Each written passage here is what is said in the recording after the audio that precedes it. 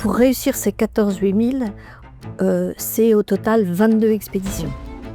Je décide de faire demi-tour parce que ma maman, qui a été malade, arrive en fin de vie. En lui disant au revoir, je lui ai dit « je t'emmènerai au sommet du Dhaulagiri ». Le jour où j'ai mis une paire de crampons, je les ai plus lâchés. C'est une alpiniste hors norme et la fameuse Lady 8000. Pourquoi elle a commencé l'alpinisme à seulement 36 ans? À quel moment elle s'est dit « je vais gravir les 14 sommets les plus hauts du monde » et pourquoi aller dans ces zones de la mort? Elle nous dit tout et surtout reste jusqu'à la fin pour les 3 instants signature. Merci d'être de plus en plus nombreux à nous écouter sur YouTube, Apple Podcast ou même Spotify, c'est hyper cool. N'hésite pas à nous laisser un message, un commentaire ou une note, ça fait toujours super plaisir. Écouter des parcours inspirants, c'est apprendre autrement. Alors laissez-vous inspirer. Bonjour Sophie, ou plutôt la Lady 8000. Alors toi, jusqu'à 36 ans, ton parcours était plutôt classique, commerce, marketing, bref, rien à voir avec l'alpinisme. Et puis en 2004, tu décides de grimper le Mont Blanc avec un ami et là, tout bascule. Tu découvres une passion qui va justement t'emmener beaucoup plus haut. En 2012, à 44 ans, l'âge où beaucoup ralentissent, toi non. Tu attaques ton premier 8000 et tu enchaînes ensuite les plus hauts sommets du monde jusqu'à devenir, en 2023, la première femme suisse à gravir les 14 sommets les plus hauts, au-dessus de 8000. Mais aussi la première femme française, canadienne, parce que oui, tu es suisso-franco-canadienne. Tu as aussi participé à plusieurs films documentaires sur tes expéditions, donné des centaines de conférences et co-écrit aussi 2 livres. Et pour toi, Sophie, évidemment, j'ai choisi une citation d'Edmund Hillary, le fameux premier homme qui a gravi l'Everest. C'est « Ce n'est pas la montagne que nous conquérons, mais nous-mêmes ». Alors, chers auditeurs, cet épisode promet d'être aussi passionnant qu'inspirant. Sophie, bienvenue dans Parcours Inspirant. Bonjour Agnès. Je suis vraiment très contente d'être avec toi. Et comme tu le sais, donc le concept, c'est qu'on va remonter depuis ton enfance, remonter le fil du temps jusqu'à aujourd'hui pour comprendre la femme que tu es aujourd'hui. Et donc, tu es née à Lausanne et j'aimerais comprendre un petit peu comment tu étais autour de l'âge de 10 ans. Alors effectivement, donc je suis née quand même à Lausanne. Juste pour préciser, effectivement, comme tu l'as dit dans l'intro, j'ai 3 passeports. Donc je suis française, suisse et canadienne, de naturalisation parce que mes parents se sont rencontrés au Canada et naturalisés. Et quand ils sont rentrés du Canada, donc ils se sont installés en Suisse, et avec mon frère, donc on est nés à Lausanne. Mais on n'est pas resté très longtemps. Après, on a enchaîné, on est parti en Italie. Et on a vécu 5 ans à Milan. Et donc, j'ai fait mes premières classes de scolarité donc à Milan, en Italie, mais avec une passion qui est née très très jeune, donc à 4 ans, parce que c'est à 4 ans que ma maman m'a emmenée pour la première fois dans un cours de danse classique. Ah oui, donc rien à voir avec l'alpinisme. Rien à voir avec l'alpinisme, mais après, il y aura quand même un petit lien. Okay. Mais, comme on dit au Canada, je suis tombée en amour avec la danse classique. Et ça a été donc mon activité de toute ma jeunesse. Et donc, à 10 ans, j'avais qu'une passion, c'était la danse. Et accessoirement, j'allais quand même à l'école. Ok. Ensuite, tu as fait des études de commerce. Donc, encore une fois, là, la montagne, l'alpinisme n'est pas présent. Et tu as fait donc aussi une carrière un peu comme Madame Tout-le-Monde, si j'ose appeler un petit peu ça comme ça, avec commerce, un peu de marketing. Comment, du jour au lendemain, tu décides d'arrêter cette vie, entre guillemets, classique pour basculer dans ce monde de l'alpinisme? Alors la transition, elle se fait pas du jour au lendemain. Okay. C'est vraiment un long chemin. C'est des opportunités de vie, c'est des changements, c'est des décisions. En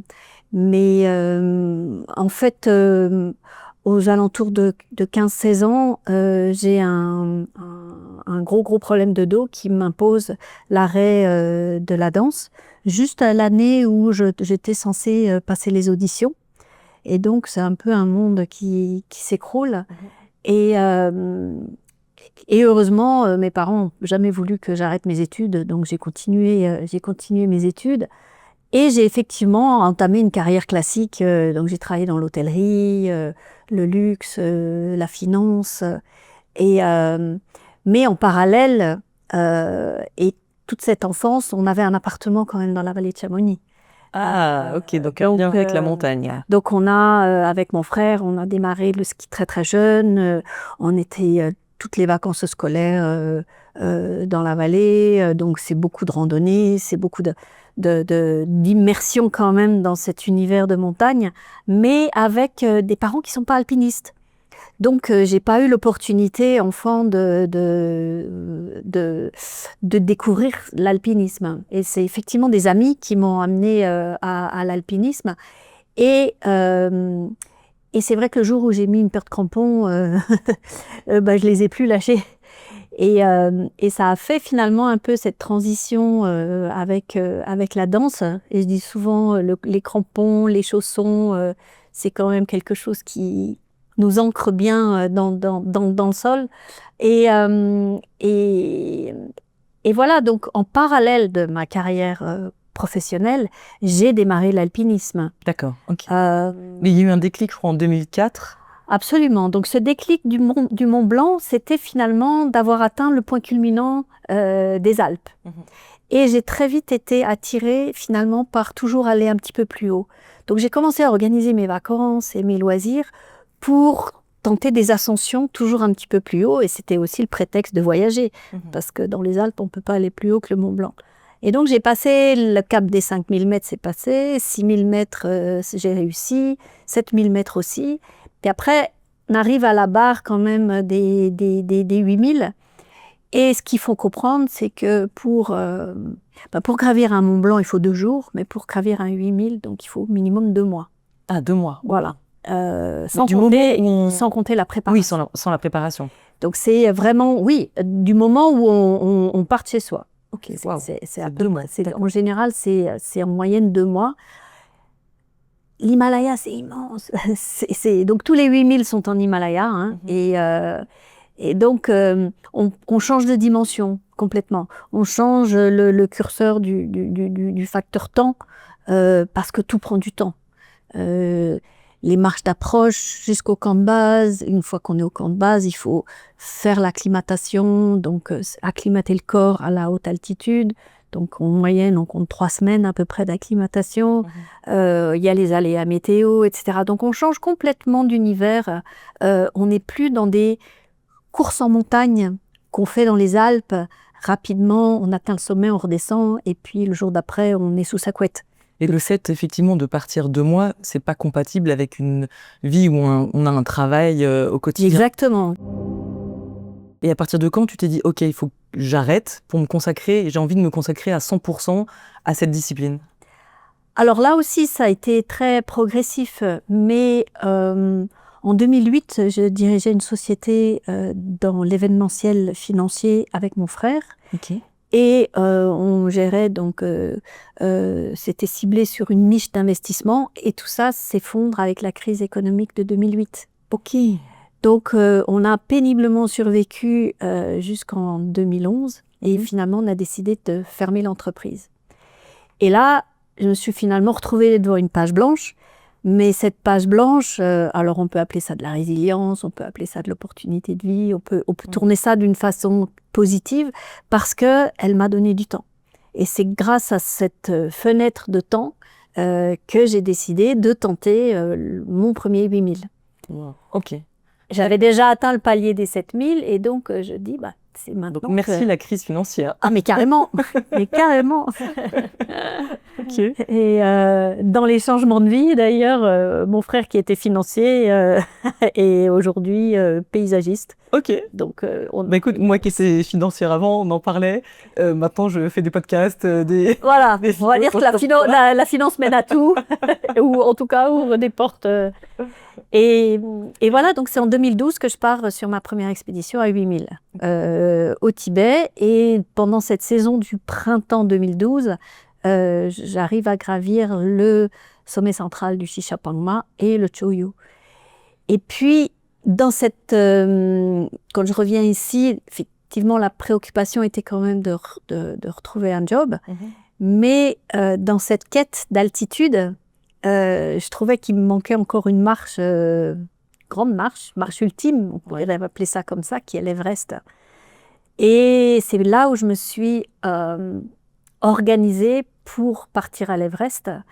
Et j'ai fait mes premières demandes et recherches de sponsors. Oui, parce que c'est là, effectivement, ce sont des voyages qui coûtent relativement cher. Il y a une organisation, une équipe aussi à avoir.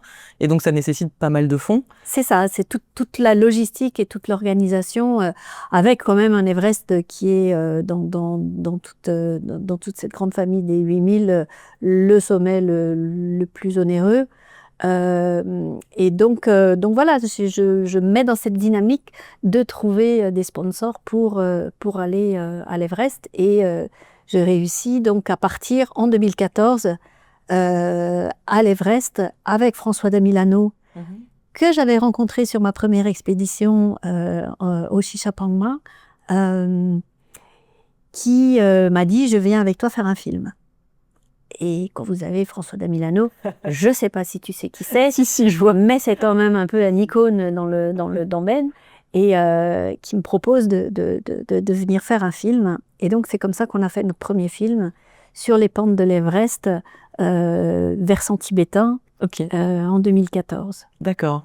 Et en fait, c'est globalement cette rencontre qui a permis, enfin, fait partie des différentes rencontres qui ont jalonné ton parcours, mais celle qui a un petit peu fait le déclencheur de se dire, ok, c'est pas juste, je vais faire l'Everest comme beaucoup de monde le fait, hein, c'est d'aller chercher des sponsors, s'associer quelque part avec lui et son travail de pouvoir mettre en lumière ton ascension, qui a après permis de se dire, ok, bah, et si je faisais les 14, ou comment après on se dit... Alors, François n'est pas le facteur déclenchant. Ok. En revanche, ce qui est très intéressant a posteriori de constater, c'est que lui, il a eu le flair. Lui, il l'a compris il a presque compris avant moi que j'allais rentrer dans cette dynamique de la course au 8000. Et pourquoi il l'a senti? J'en sais rien, faudrait lui demander en fait. Mais alors, je ne sais pas si tu as vu le film. Non. Donc, on a fait le dernier film qu'on a fait ensemble sur la dernière ascension. Le dernier sommet. Et le film s'appelle donc Le Dernier Sommet. Il y a dans ce film une interview, un extrait d'une interview que François avait fait à mon retour du Shishapangma et du Choyu en 2012, qu'il avait improvisé dans son salon chez lui, etc. Et puis j'étais là, mais pourquoi il veut m'interviewer? Vraiment, je pense que ça doit être la première interview que je fais comme ça. Et il avait gardé ça dans un petit coin de ses archives et qu'il a utilisé donc dans ce dernier film. Mais le déclencheur, c'est finalement d'avoir réussi cet Everest et de me dire, mais j'ai pas envie d'arrêter en fait. Donc, qu'est-ce que je peux faire pour continuer à revenir dans ce monde des expéditions, de ce monde des 8000? Et puis, c'est comme ça que petit à petit, je me suis mis en tête l'idée, le rêve, un truc un peu dingue comme ça dans ma tête, de dire je vais essayer de tenter les 14. Mais c'est quelque chose que j'ai gardé longtemps pour moi. Je voulais pas... D'abord, je m'en sentais pas capable au départ, donc c'est pour ça que je l'ai gardé pour moi. Alors évidemment, le projet présenté aux sponsors laissait sous-entendre évidemment qu'il allait y avoir une suite tous les ans. Mais voilà, et puis petit à petit, au fil des années, j'ai commencé à réussir ces sommets, et puis jusqu'au dernier 2023. Voilà. Moi, j'aimerais que... Alors, c'est toujours dur de trouver le plus ou la plus, mais quelle est l'ascension qui t'a généré le plus d'émotions, mais plutôt dans l'esprit, t'a bouleversé, avec une prise de conscience assez importante? Est-ce que tu as là, comme ça, une des ascensions qui te vient en tête Alors, ce qu'il faut comprendre, c'est que pour réussir ces 14 8000, c'est au total 22 expéditions. Hein, Donc c'est à peu près quoi, deux tentatives par an? Il faut faire le ratio. Donc c'est 22 expéditions et c'est 11 ans de ma vie. Donc c'est vraiment une vraie grande tranche de vie. Et dans cette tranche de vie, il faut réussir à gérer en parallèle la vie d'ici. Et donc pour illustrer l'exemple que tu me demandes, je vais évidemment parler du Daolagiri. Le Daolagiri, c'est une montagne, a priori, je pense pas que, peut-être tu n'avais jamais entendu parler. Non, voilà. Donc c'est un des 8000. Ok. C'était ta combienième ascension? Alors j'y suis allée 4 fois. Ok. Donc c'est pour ça qu'il y a quand même un espèce de petit acharnement par rapport à cette montagne. Et c'est raconté dans le film, également dans le livre. En fait, en 2019, sur ma deuxième tentative, je décide de faire demi-tour parce que ma maman, qui a été malade, arrive en fin de vie. Et mon frère, je reçois un SMS, il me dit, il faut rentrer là. Et donc, je décide évidemment d'abandonner l'expédition. Entre l'hélicoptère, l'avion, etc. et tout, enfin, c'est une petite course contre la montre. Et j'arrive à temps. Maman n'est pas encore décédée et elle m'attendait. Et j'ai eu le temps de lui dire au revoir. Et elle décède 2 jours après. Et en lui disant au revoir, je lui ai dit « Je t'emmènerai au sommet du Daolagiri ». Voilà. Et donc, je retourne au Daolagiri. Après le Covid, il y a l'épisode du Covid. 2021, au printemps 2021, avec l'équipe de tournage de la RTS, avec laquelle on a fait un Passe-moi les jumelles, avec comme réalisatrice Lisa Röslik, que j'ai connue sur les 8000. Hein. On a fait des ascensions ensemble, notamment au Makalu. Est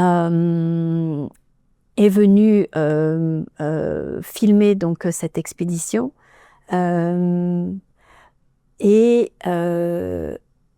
Covid nous rattrape au camp de base. Donc, donc l'expédition, donc tout le monde malade, on a été évacué du camp de base donc au printemps 2021. Donc de nouveau un échec sur cette montagne.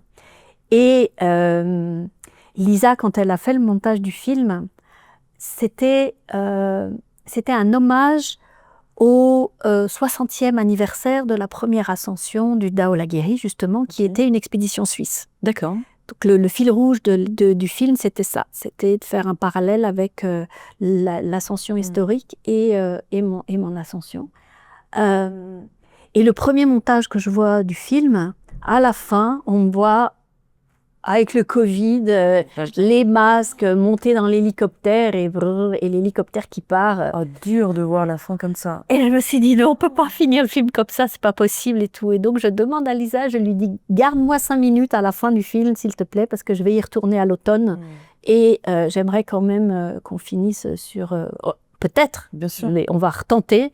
Donc, et c'est à la 4e tentative qu'on réussit avec Dawa Sangye, Sherpa, qui est le Sherpa avec qui je travaille depuis toutes ces années, au sommet du Daolagiri, et il me filme en train de jeter les cendres de ma maman au sommet du Daolagiri. Wow. Et donc c'est vrai que c'est, d'un point de vue émotionnel, ça va rester quand même cette montagne qui est le plus, un des épisodes les plus marquants. Waouh. Ah oui, ça me touche beaucoup. Ça me touche, j'avoue que là, je viens de dire au revoir à ma grand-mère. Tu vois, voilà. Elle a aussi attendu qu'on puisse se revoir. Et je trouve que c'est beau comme sorte de passation, en termes de transmission. Je trouve que ça marque. Oui, ça permet de clore aussi un chapitre, une façon effectivement de dire au revoir. Et ça donne du sens aussi quelque part à tout ce qu'on fait. Ok. Au niveau des ascensions les plus que tu as faites, est-ce qu'il y a eu une ascension où particulièrement tu t'es dit waouh, mais là c'est une journée maudite, c'est pas possible, j'ai contre moi, je sais pas, la météo, la nourriture, il y a des choses qui fonctionnent pas alors que d'habitude ça roule plutôt bien. Est-ce que tu as une anecdote d'ascension où tu t'es dit mais c'est pas possible, là tout est contre nous? Oh, il y en a eu plusieurs quand même. Ok. Sinon, il n'y en aurait pas eu 22 pour... laquelle je vais prendre euh, il n'y a pas vraiment une où on rentre dans cet univers de danger, où vraiment, mais quand même, de temps en temps, on est là, on se dit, mais qu'est-ce qu'on fout là, quoi? Qu'est-ce qui se passe? Mais Oui, parce qu'on appelle ça quand même la zone de la mort. C'est quand même pas anodin cette expression. Est-ce que, j'imagine qu'il y a eu des expéditions où ça a été voilà, douloureux, peut-être compliqué. Je sais pas si tu as perdu des membres de l'équipe ou... ah, beaucoup, Ah oui. beaucoup, oui. Euh, Donc, je fais régulièrement des conférences. Je donne des conférences beaucoup en entreprise. Et le fil conducteur des conférences, souvent que je prends l'exemple du récit du K2. Ok. Le K2, c'est une montagne qui regroupe tous les superlatifs. Donc, c'est le deuxième sommet le plus haut de la Terre. C'est 8611 mètres. Donc, c'est très, très haut. Il faut 10 jours de marche pour arriver au pied de la montagne. C'est dangereux, c'est engagé. Donc, le K2, il y a un peu tous ces superlatifs qui regroupent cette montagne. Et j'ai été confrontée à la mort avec la chute d'un grimpeur qui est passé comme ça. Une cordée précédente d'une autre expédition. Okay. Il n'y a pas une expédition où, sur la totalité des expéditions d'un camp de base, il n'y a pas un accident mortel. Ah oui. Ah oui, donc le surnom mérite. Voilà, et très souvent, effectivement, donc pourquoi on appelle ça la zone de la mort, c'est toute cette zone au-dessus de 8000 mètres où on est dans l'incapacité de survivre. Donc c'est clair que si on a le moindre pépin, il y a très peu de chances que quelqu'un puisse venir t'assister, parce que toi-même déjà, tu as de la peine à te mouvoir toi-même. Donc une entorse peut t'amener à la mort, tout simplement. Ah oui. Ou alors la moindre blessure. Exactement, soit une blessure, soit une fatigue, donc l'endormissement qui est généré par l'état hypoxique, parce qu'on est en hypoxie. C'est cette situation avec un manque d'oxygène qui altère complètement le fonctionnement du corps, et avec ce qui souvent fait qu'on prend des mauvaises décisions quand on est en hypoxie.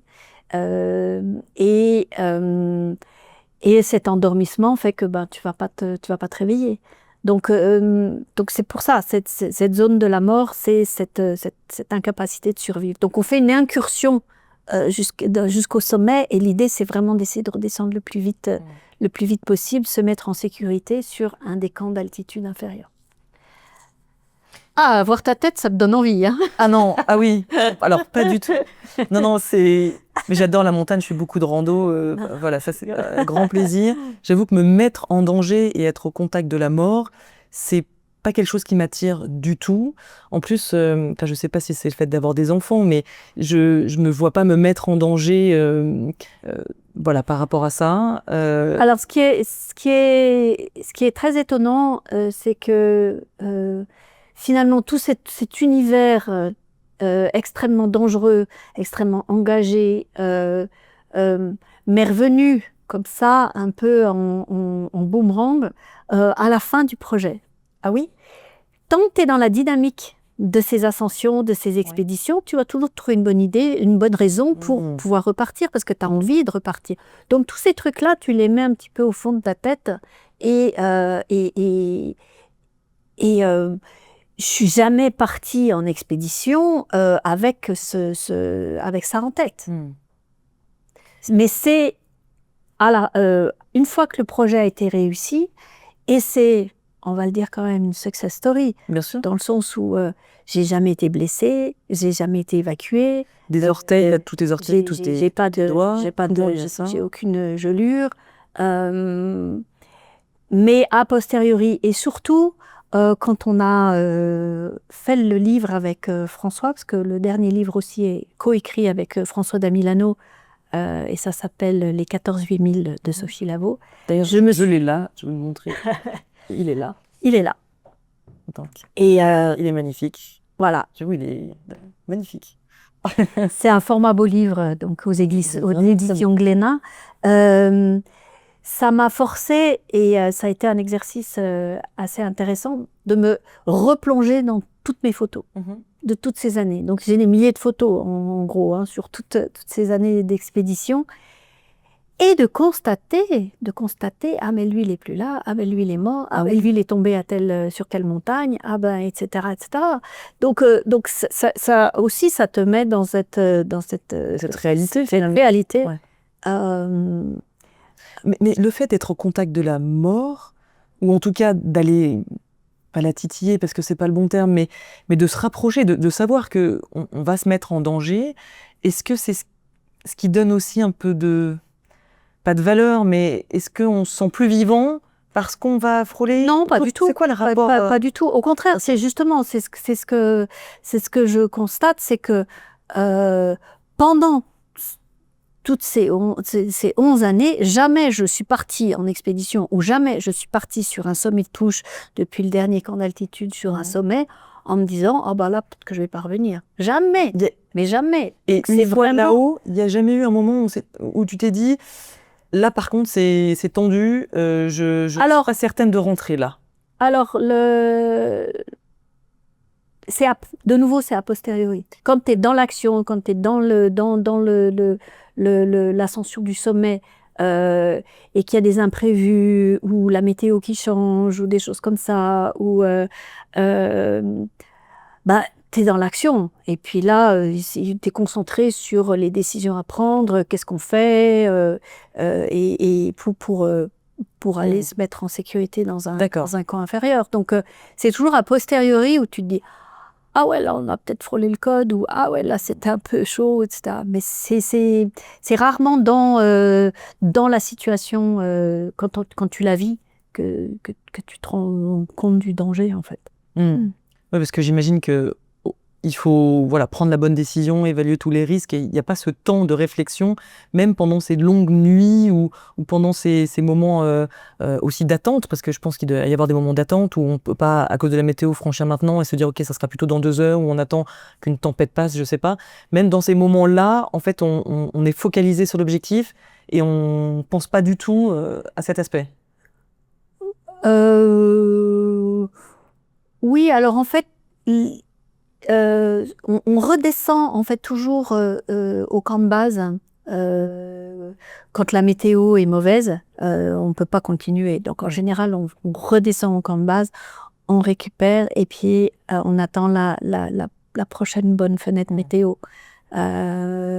Donc les temps d'attente sont essentiellement... Après, il se peut que de temps en temps, on ait à attendre 24 heures sur un camp d'altitude, mais aujourd'hui, et moi je travaille avec Yann Gizendaner, qui est basé à Chamonix, qui est mon météorologue, et justement dans les conférences, je dis souvent, c'est Yann le patron, c'est lui le boss. Pourquoi c'est lui le boss? Parce que c'est lui qui prend la décision, la responsabilité de me dire « Vas-y, n'y va pas, attends, fais un palier de 24 heures, etc. etc. » Donc c'est lui qui prend la responsabilité de nous envoyer là-haut. C'est vrai que souvent, on voit la personne qui a réussi le sommet. Évidemment, il y a une figure, une image, mais en vrai, derrière, c'est toute une équipe. Et je pense que c'est un point qui est important et dont je voulais justement parler. C'est que cette équipe, elle se construit aussi au fil des années et de l'expérience acquise.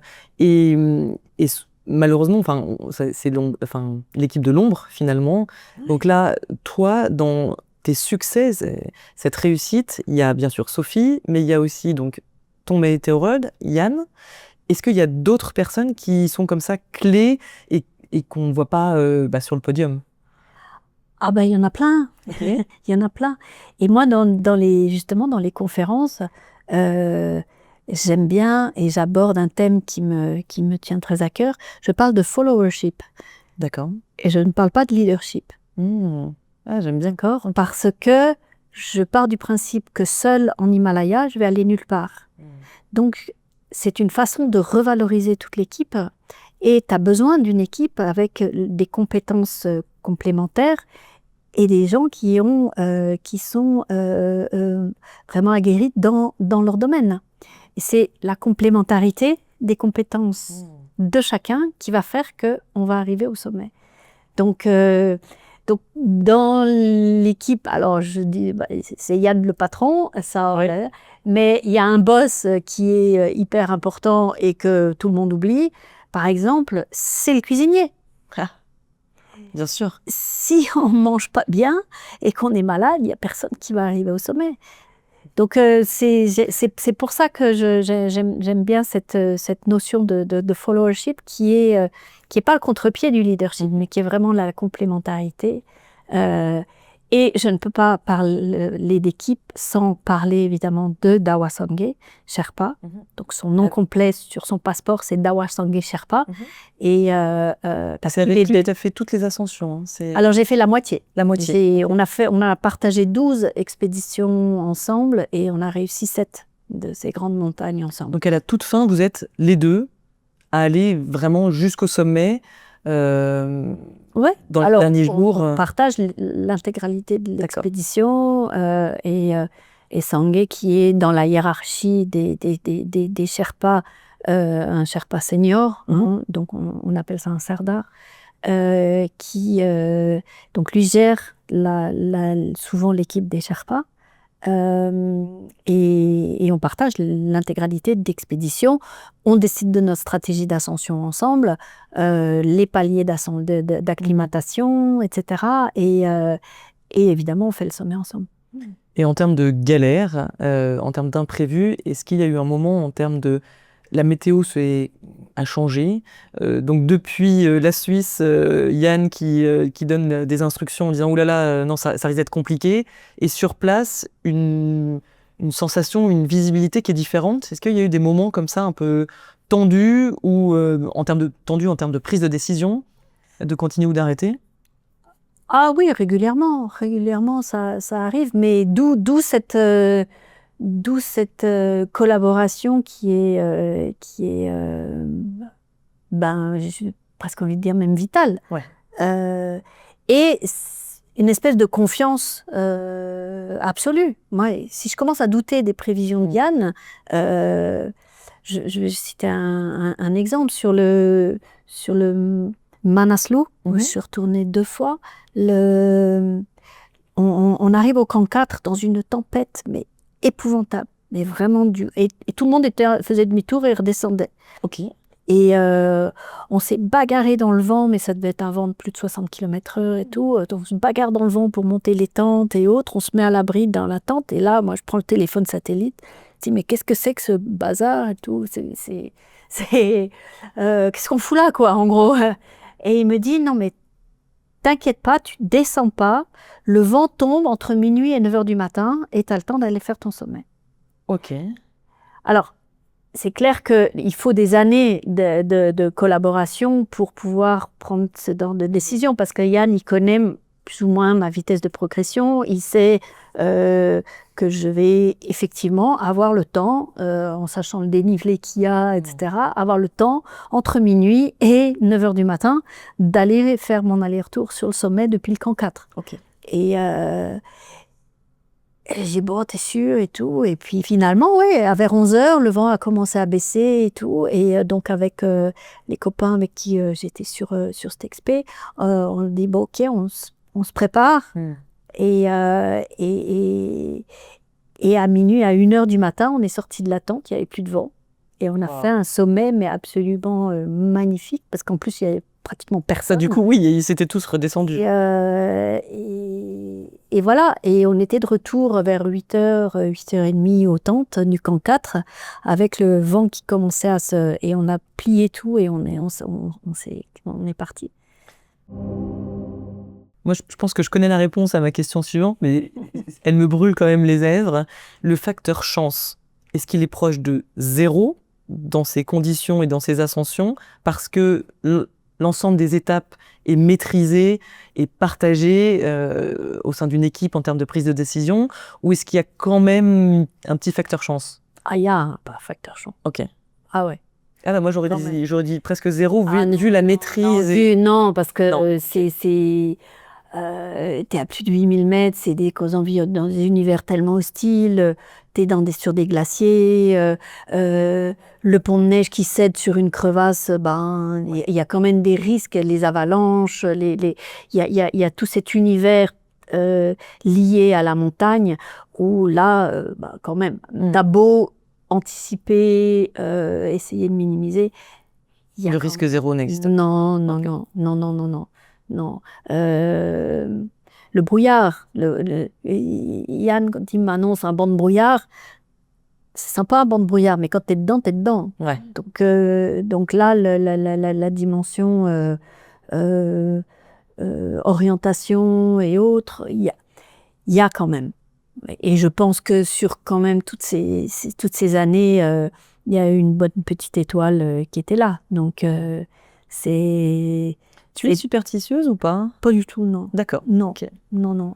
Il n'y a pas de rituel avant. Je pense à Nadal qui a plein de rituels avant de démarrer un match. Est-ce que tu as des petits rituels Non, alors j'ai pas de rituel à moi en particulier. En revanche, il y a les Sherpas sont très superstitieux.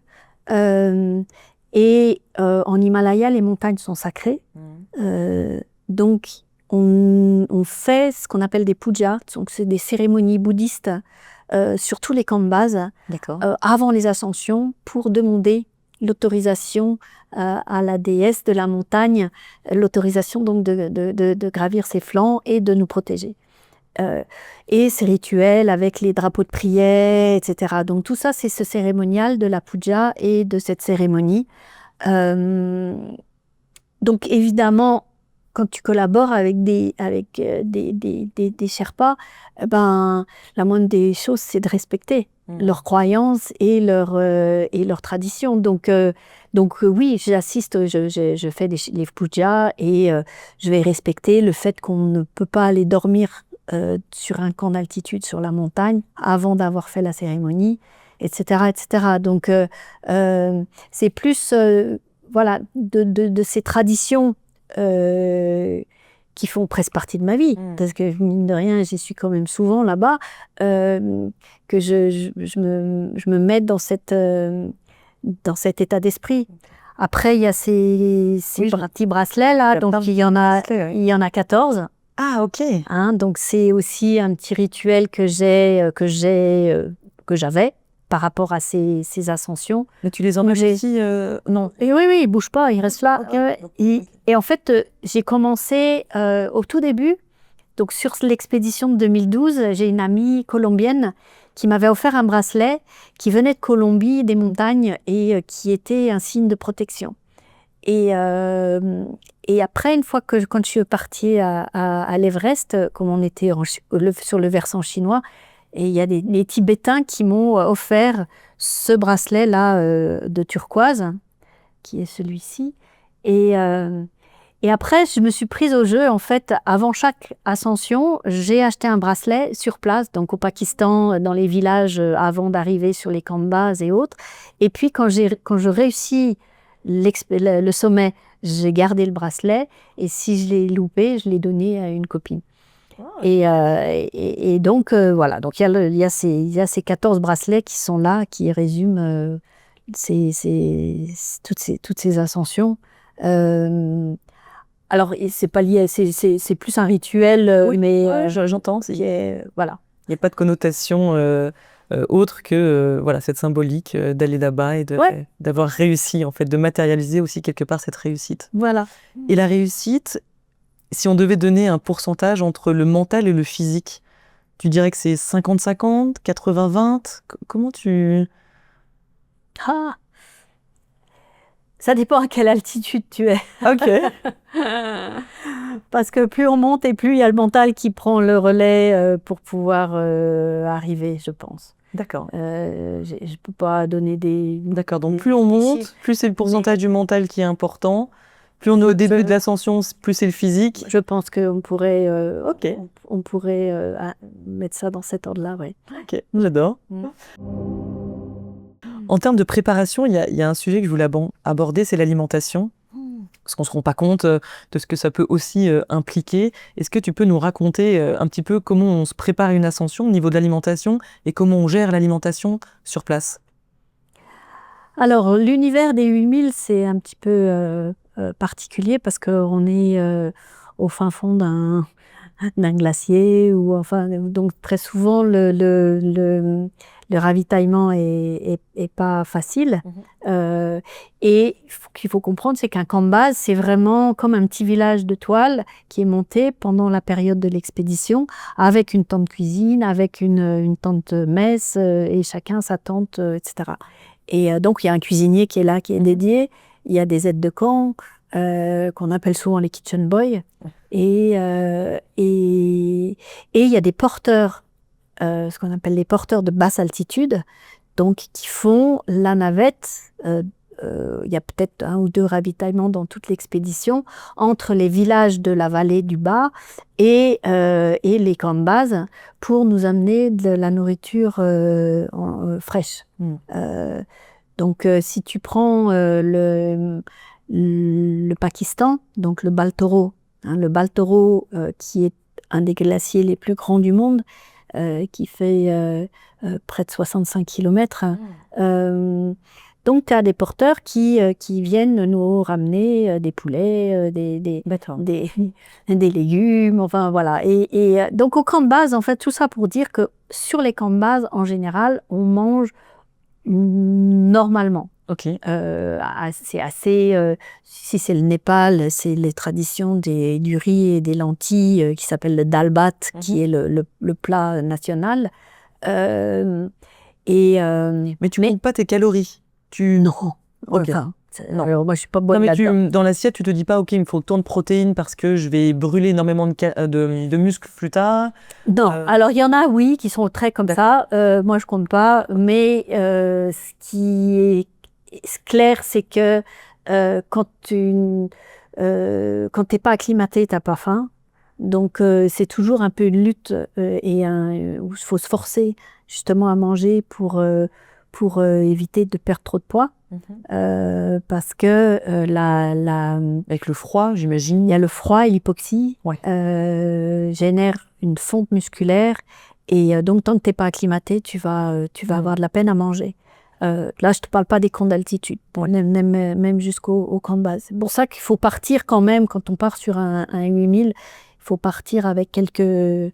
Ou même sur une grosse expédition, il faut quand même partir avec un peu de réserve. Voilà, un peu de réserve. réserve. Donc, du coup, avant de partir, tu te forces à prendre du poids? Oui, ouais. D'accord. Ouais. Et enfin, ça vient assez naturellement. Hein. Il suffit juste un petit peu de manger un peu plus et puis ça vient. Plus de fromage et un peu là. Et le coach Sébastien Grossini, que j'ai ici à Genève, marre tout le temps parce qu'il me dit que t'es quand même la seule nana que j'entraîne qui a envie de grossir, quoi. C'est un peu ça. Mais c'est la particularité de la très haute altitude. Wow. Okay. Ouais. Ouais, donc c'est vraiment tout un cheminement. Même cet aspect-là est extrêmement monitoré pour ne pas arriver dans des conditions extrêmes à la toute fin où on n'a plus de réserve, où on n'est plus capable de continuer. En fait. Ouais. Après, ça dépend des métabolismes de chacun, mais globalement, j'ai rarement vu quelqu'un redescendre d'un 8000 qui avait pris du poids. Hein. Ouais, c'était... Ou alors c'était pas le même rythme. Non, il y avait un truc qui joue pas. Et juste dernier point, par rapport au sommeil, effectivement, ce sont aussi des conditions pas faciles. Est-ce que tu as des techniques ou comment tu gères ton sommeil?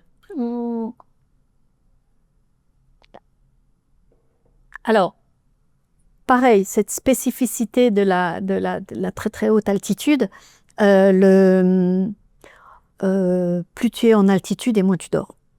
D'accord. Le manque d'oxygène empêche un sommeil profond. Donc le corps, il est malin, il me dit bah, tu ne me donnes pas assez d'oxygène, donc je ne vais pas dormir. Donc c'est un peu ça, en résumé. Donc la gestion du sommeil est quand même très, très compliquée.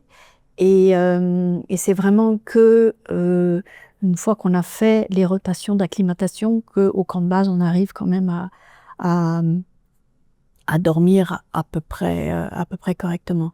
Mais tu te prépares à ces conditions de sommeil compliquées ou ça s'est développé avec les années en fait Non.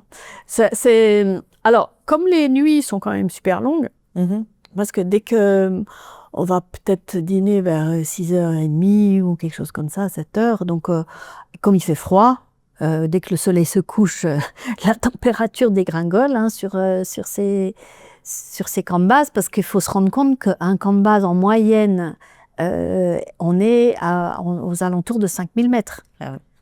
D'accord? Donc on est déjà au-dessus de l'altitude du Mont Blanc, au camp de base, donc au pied de la montagne. Et donc évidemment, il y a des grosses amplitudes thermiques, mais en gros, la nuit, il fait froid. Et donc, une fois que le dîner est fini, on n'a qu'une envie, c'est d'aller se mettre au chaud dans son sac de couchage. Et donc, la nuit, jusqu'au lendemain matin, et on attend que le soleil arrive pour sortir de la tente. Donc, c'est en moyenne une 10-12 heures qu'on passe tout le temps. Donc, sur cette grande période de nuit, à un moment, on dort, quoi, forcément. Ouais. Donc, on dort, on arrive à dormir. Ce qui est très compliqué, c'est les nuits sur les camps d'altitude. Mais c'est vital pourtant de réussir à s'endormir pour régénérer un peu les batteries. C'est pour ça qu'on ne peut pas survivre là-haut. Ah oui. Parce qu'il n'y a pas la possibilité de dormir pour... D'accord, donc c'est aussi pour ça que la période, dès qu'on passe, vraiment, on dit ok, là on y va, il faut aussi calculer le nombre d'heures où on est capable de ne pas dormir. Oui, alors en fait, tu as toujours entre 3 ou 4 camps d'altitude. D'accord? Donc chaque camp d'altitude, tu fais une pause d'une nuit, tu dors et tu progresses le lendemain. Okay. Donc on monte, camp 1, on va dormir, camp 2, on va essayer de dormir un peu moins bien, camp 3, on va... Hein, et le dernier jour, on fait, c'est une sorte de palier. Parce qu'on part pour les sommets en fin d'après-midi ou début de nuit, pour grimper toute la nuit, avoir le temps d'attendre le sommet et redescendre la journée pour la sécurité. Donc c'est fréquent d'avoir ce qu'on appelle donc un summit push, qui est du dernier camp jusqu'au sommet retour, qui va au-delà de 24 heures. Et donc là, pas moyen de dormir. Et là, il n'y a pas moyen. Ah ouais, tu progresses. Donc c'est d'où ces dangers, souvent d'accidents à la descente, dus à l'épuisement.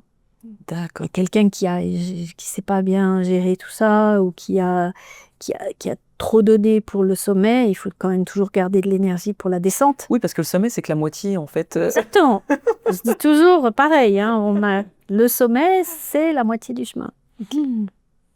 Waouh. Moi, je voulais juste que vraiment les personnes se rendent compte qu'en faisant cette discipline, voilà, on a aussi des renoncements à une vie donc classique. Quel est pour toi le renoncement qui matérialise peut-être ou le plus grand que tu as dû faire par rapport à cette discipline? Alors, le renoncement, c'est dans l'activité en tant que telle, c'est de faire demi-tour. Ça, c'est le renoncement à 8000 mètres, il va sauver la vie. Ah oui. D'accord? Donc moi, j'ai renoncé, j'ai fait demi-tour, j'ai pris la décision de ne pas continuer sur certaines expéditions, mais je suis super contente d'être là pour te le dire. Oui, bien sûr.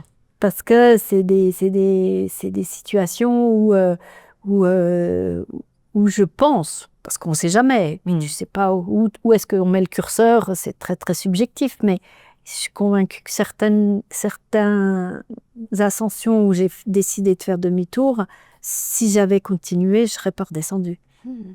Donc voilà, après, de nouveau, on parle de 11 années. Donc finalement, au fil des ans, tu rentres dans une espèce de routine de vie, et évidemment qui nécessite beaucoup de discipline, une hygiène de vie très stricte. Il y a beaucoup de choses où je dis non pour éviter de rentrer dans un stress ou quelque chose qui va me sortir de cette ligne et de cet objectif qui est d'être prêt pour l'expédition suivante. Donc c'est presque une philosophie de vie dans laquelle tu rentres petit à petit. Mais Et il y a eu des choix qui ont été plus compliqués que d'autres à faire en se disant ok, non, moi je veux vraiment faire ça dans ma vie, donc du coup je vais devoir mettre de côté certaines activités, certaines choses, peut-être au niveau privé, au niveau professionnel. Est-ce qu'il y a des renoncements vraiment majeurs? alors c'est peut-être pas forcément des renoncements, mais c'est des décisions. Ne serait-ce que de démissionner du dernier job que j'avais pour me consacrer pleinement au projet. Parce que je me suis dit, si je garde encore un pied dans un job, que de pas les chances de pouvoir aller. Ça va être trop compliqué. Donc voilà, c'est des choix de vie, c'est des décisions, et au final, c'est pas de la chance, quoi. Quand on me dit, ah, mais t'as de la chance, tu vis de ta passion, tu vis de tes sponsors, etc. Je dis déjà, tu vis pas bien. Mais non, parce qu'en fait, en contrepartie, il y a quand même des sacrifices dont on n'a certainement pas idée, qui sont à côté de... mais c'est ça, mais c'est surtout beaucoup de travail.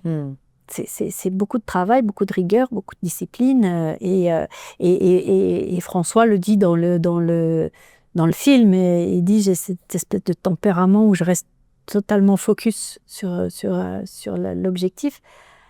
Et si on fait juste un petit saut en arrière avec le monde, l'univers de la danse classique, je pense que c'est une discipline tellement exigeante pour le corps et le mental. Et comme j'ai pratiqué ça très très jeune, je pense que ça a forgé mon mental et que ça m'aide aujourd'hui dans ces grandes ascensions. Je suis pas psy, mais je pense que je suis pas loin dans l'analyse. Moi, j'aimerais qu'on discute de maintenant. Quels sont les objectifs?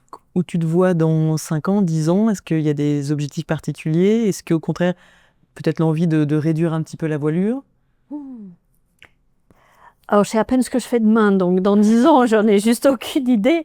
Mais alors, donc, on est à presque 2 ans, hein, même pas. 2 ans, on va dire, de la fin de ce grand chelem himalayen. Donc, c'est assez clair avec le recul aujourd'hui que je vais plus aller à 8000 mètres. Parce que je sais faire, parce que ça me donne l'opportunité de faire autre chose. Et donc, mais c'est assez clair que je vais quand même pas m'arrêter de grimper. Je me disais. Parce que la passion, elle s'arrête pas comme ça du jour au lendemain, sous prétexte qu'on a fini le projet, quoi. Donc non. Alors l'année 2024, elle a été une année, ça a été une année un peu de transition, avec quand même beaucoup d'effervescence, et puis la sortie du livre et la sortie du film, qui sont des objets qui sont très chouettes de concrétiser pour matérialiser ces 14 8000 et donc de terminer le projet. Donc c'est vrai que ces 2 livres, en fait, il y en a un qui a été écrit à mi-parcours, qui est Une femme, 7 sommets, 10 secrets, aux éditions Favre, et qui reprend donc un petit peu cette thématique du followership. D'accord. Et les 14 8000, donc ça c'est vraiment le grand chapitre qui se ferme des 8000. Et donc le prochain chapitre? Donc le prochain chapitre, donc ça a été c'est 2025, donc Ouais. c'est celui qu'on a aujourd'hui. C'est en fait 2025, c'est le 75e anniversaire de la première ascension de l'Annapurna. Annapurna, premier 8000, Boris Herzog, Louis Lachenal, toute cette grande histoire, toute l'équipe qu'ils avaient aussi de dingue. Et j'avais envie d'honorer cet anniversaire cette année, non pas en allant répéter l'Annapurna 1, qui est la seule proéminence de toute la chaîne des Annapurna qui est au-dessus de 8000 mètres, mais d'aller explorer les autres sommets de la chaîne des Annapurna. Et donc on est parti au printemps avec une équipe et Sangué, bien sûr, pour tenter l'Annapurna 4. Qu'on n'a pas réussi parce que l'hiver a été hyper sec et donc les conditions de la montagne au printemps étaient extrêmement sèches, très dangereux. Faut pas se tromper, le changement climatique il est présent partout, il n'est pas que dans les Alpes, il est évidemment aussi en Himalaya. Là je rentre dans un projet annexe aux expéditions qui est de justement donner de la visibilité et de faire prendre conscience de la problématique des glaciers dans le cadre d'un projet avec une collecte d'échantillons de IDNA, donc d'ADN environnemental. D'accord. Donc c'est aussi un moyen de rajouter une dimension supplémentaire aux expéditions à venir. J'aime bien aussi, tu fais un sommet, une action. Voilà. On n'en a pas parlé. Dans cet esprit. C'est extrêmement intéressant. C'est dans cet esprit-là. Okay. Donc là, cette année, l'objectif... Donc comme j'ai pas réussi l'Annapurna 4 au printemps et puis que je suis quand même un petit peu têtue, je retourne là et la semaine prochaine, je pars retenter l'Annapurna 4. Ok. Et avec les petits kits d'échantillons où on va faire de la collecte à différentes altitudes. Donc, tu continues d'aller en montagne, d'aller en montagne. Je suis redescendue d'un petit cran parce que c'est un 7005. D'accord, quand même. Mais ça reste quand même un bel objectif. Et puis voilà. Alors il y a toujours l'activité de conférence qui me plaît beaucoup et qui me prend quand même beaucoup de temps quand je suis ici. Et cet équilibre, j'ai envie de le garder tant que j'en suis capable, finalement. Parce qu'il y a quand même une limite physique, je pense, qui va s'imposer à un moment. Et puis, ça permet d'équilibrer. Et puis, mais tant qu'on a la caisse, on va dire, j'ai envie de continuer d'aller en montagne. Très bien. On arrive bientôt à la fin de l'interview. Il reste les 3 instants signature.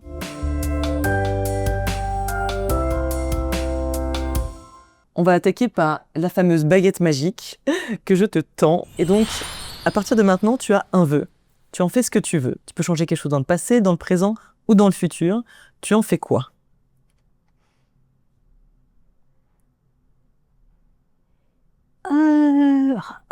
C'est sympa. C'est sympa.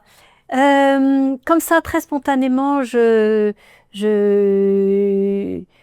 garde cette bonne santé que j'ai, qui me permet de faire ce que j'aime. Parce que quand la santé n'est plus là, il y a tout qui se complique. Très bien. On va attaquer le 2e instant. Et donc, j'ai une petite sonnette. C'est l'instant tac au tac. C'est une dizaine de questions où il faut répondre assez rapidement. Okay. Oula. Ok. Est-ce que tu as un mantra ou une phrase que tu te répètes quand tu es dans les derniers instants et il faut essayer de te motiver? Est-ce que tu as une sorte de mantra? Il y a une chose qui m'aide beaucoup quand justement je suis en difficulté, et peut-être que ça vient aussi de la danse classique, c'est que je compte dans ma tête pour garder un rythme et continuer d'avancer comme ça. 1, 2, 3. Et je me force à la seconde 5 de bouger de pied. Si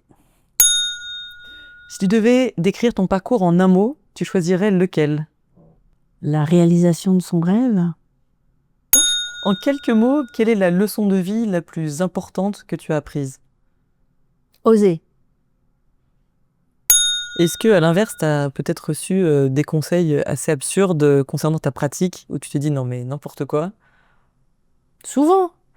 Mais chacun pense et fait comme il veut. Mais par contre, je pense que c'est toujours, et dans n'importe quel domaine, ce qui est intéressant et important, c'est de dire ce qu'on fait et de faire ce qu'on dit. Qu'est-ce qui, en une phrase, qu'est-ce qui te motive le plus à partir en ascension? Vraiment la chose où tu dis ok, c'est pour ça que je le fais. C'est l'aventure, hein. C'est le parcours, c'est le chemin qui va faire qu'on arrive en haut. C'est cette immersion dans cet univers particulier de l'Himalaya qui fait qu'on peut prôner, et moi ce que j'aime, c'est l'éloge du temps long. C'est cette immersion qui nous permet de couper avec un autre monde et de se consacrer complètement à cette ascension. Alors oui, on y va pour réussir et tenter d'aller au sommet, mais il n'y a vraiment pas que ça. Tu as cette marge d'approche, les villages, les populations qu'on rencontre, cette vie au camp de base qui est très particulière, cette stratégie d'ascension qu'il faut mettre en place pour tenter. Le sommet, c'est juste la petite cerise sur le gâteau. Alors oui, on peut parler d'extrême, de performance, de plein de choses, mais c'est pas ça le moteur. Très bien. Écoute, il reste le dernier instant. C'est la fameuse minute inspirante. Et donc tu as 1 minute, je vais lancer un minuteur, pour inspirer les auditeurs. Tu peux dire ce que tu veux. Tu as 1 minute. Ouais. C'est parti. Je pense que ce qui est vraiment important, et je vais peut-être finalement m'adresser aux femmes, parce que je pense qu'on a tendance d'une manière générale à se mettre plus de blocage dans une réalisation quelle qu'elle soit, dans un projet quel qu'il soit, un projet de vie surtout, où on va trouver plein d'obstacles qui va faire qu'on va trouver malheureusement des bonnes raisons pour renoncer. Donc c'est vraiment oser, parce qu'on a des ressources internes qui sont extraordinaires et c'est important d'aller les chercher. Donc je pense que si vous avez un petit K2 là, ou un petit Everest là, qui mijote, vraiment n'hésitez pas, il faut y aller. Merci beaucoup Sophie. Mais merci à toi. C'était vraiment très très intéressant et j'invite nos auditeurs à nous poser des questions, à réagir avec ce que tu viens de dire. Bien sûr, ils peuvent te retrouver au niveau des différents documentaires sur lesquels tu es, notamment le dernier sommet. Et évidemment aussi les 2 livres, je les mettrai dans les commentaires au niveau des références. Et merci beaucoup. Merci et namasté. Comme on dit au Népal. Si tu es encore là, c'est que cet épisode t'a plu. Alors pourquoi ne pas le faire savoir? Maintenant, les algorithmes décident de tout. Alors montrons-leur que ce podcast mérite d'être vu et écouté. Et il y a 2 choses qui fonctionnent. 1, abonne-toi. Et 2, partage cet épisode. Juste avec une personne. Chaque semaine, il y a un nouvel épisode, donc une nouvelle dose d'inspiration. Parce qu'une histoire partagée, c'est une inspiration qui voyage. Vous êtes de plus en plus nombreux à écouter ce podcast, alors merci. Maintenant, tu fais partie de cette aventure, alors fais-le savoir.